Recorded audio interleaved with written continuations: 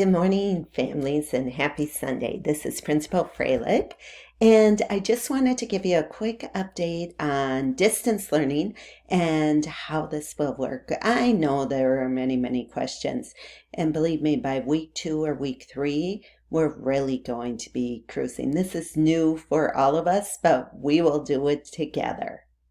First of all, I want to direct you to the rdale.org website, rdale.org. This website has a ton of resources. On the main website, there's a big blue box. And if you click here to learn more, a lot of this has to do with what's going on. And so our superintendent has a letter with information. Some other things are childcare for critical sectors and grab and go meals.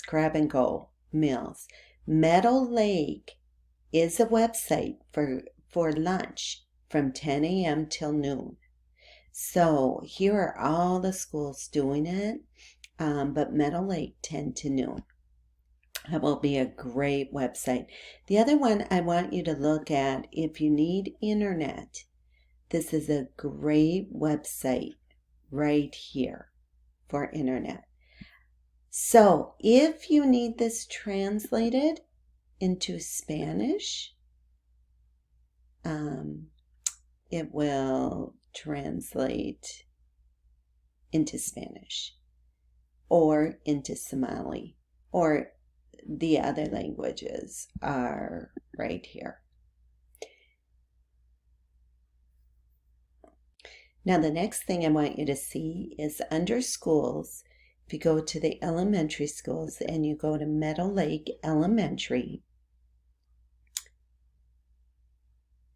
and you are going to get to our Meadow Lake site.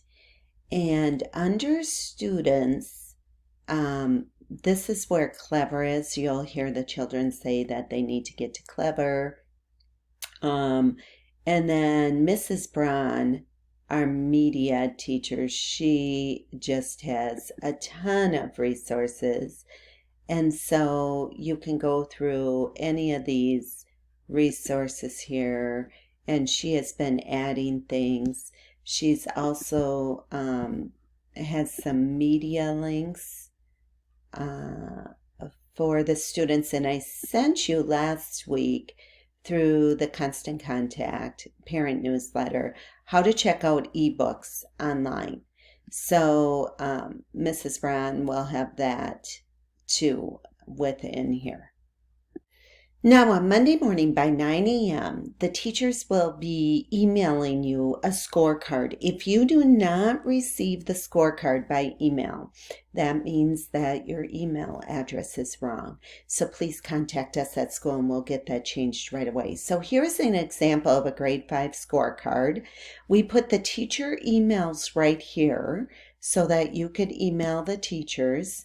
And here is the 5th grade scorecard. So they did theirs Monday through Friday.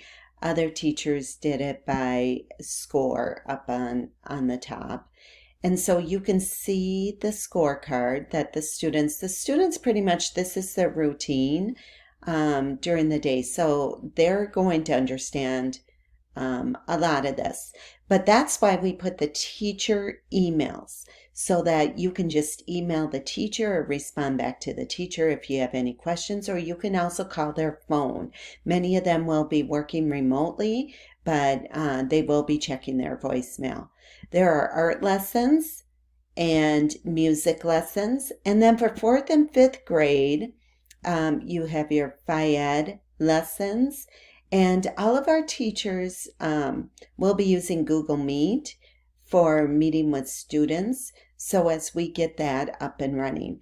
Band and orchestra students, you still continue on with your lessons. So there are lessons there for you to continue on with. And the WIN groups, they have their lessons in. So that is how the scorecard. Now, the minute you get the scorecard, we need you to email the teacher. That will be the attendance. So as you can see, attendance, once you receive the scorecard, please email the classroom teacher that you received it. This will be your attendance for the week. So it's important that when you get the scorecard from the classroom teacher that you email the classroom teacher to say, yep, I got it, and therefore that will be your attendance. Kindergarten through grade 2 students or through grade 3 students will be using Seesaw.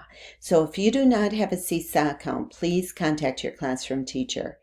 Grades 4 and 5 will be using Schoology. And so those are our online platforms for digital learning. We will also be using Google Meet. And Google Meet is where students and teachers can talk face to face. I always review these 3 questions on digital safety, and I ask parents to do it at home too, because having a digital platform, we have to teach digital citizenship.